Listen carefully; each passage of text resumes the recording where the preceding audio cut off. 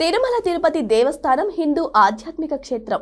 ఇక్కడ సనాతన ధర్మం, ఆచారాలు, సాంప్రదాయాలు పాటించేవారు మాత్రమే ఉద్యోగులుగా ఉండాలని ధార్మిక సంఘాలు, భక్తులు డిమాండ్ చేస్తున్నారు.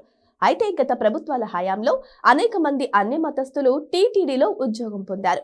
వీరిలో చాలా మంది హిందువులమని చెప్పుకొని ఉద్యోగంలో చేరగా, కొంతమంది మాత్రం తాము ఇతర మతాలకు చెందిన వారమని జాబ్లో చేరే సమయంలోనే డిక్లేర్ చేశారు.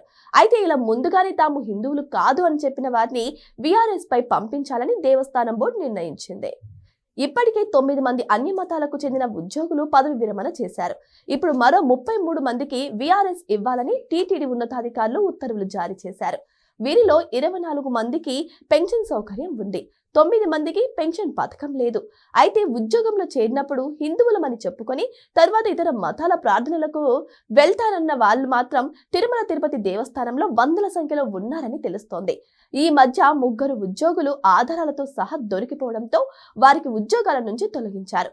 ఇలా ఇతర మతాలకు చెందిన మరో 125 మందికి సంబంధించి టీటీడీ సమాచారం సేకరించినట్టు తెలుస్తోంది. 2019లో తిరుమలలో అన్య మతస్థులపై అప్పటి రాష్ట్ర ప్రభుత్వ ప్రధాన కార్యదర్శి ఎల్వి సుబ్రహ్మణ్యం అభ్యంతరం వ్యక్తం చేశారు.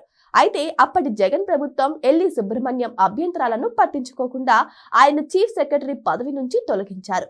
రాష్ట్ర స్థాయి ఉద్యోగుల్లో అందరికంటే ఉన్నత స్థానంలో ఉండే చీఫ్ సెక్రటరీ పైనే వేటు వేయడంతో వైసీపీ హయాంలో టీటీడీ అన్యమత ఉద్యోగులపై చర్యలు తీసుకునేందుకు ఎవ్వరూ సాహసించలేదు. కూటమి ప్రభుత్వం అధికారంలోకి వచ్చాక తిరుమలలో జరిగిన అపచారాలు, అక్రమాలను వెలుగులోకి తీసుకురావడంతో పాటు అన్యమత ఉద్యోగస్తులను టీటీడీ నుంచి బయటకు పంపేందుకు చర్యలు తీసుకుంటున్నారు.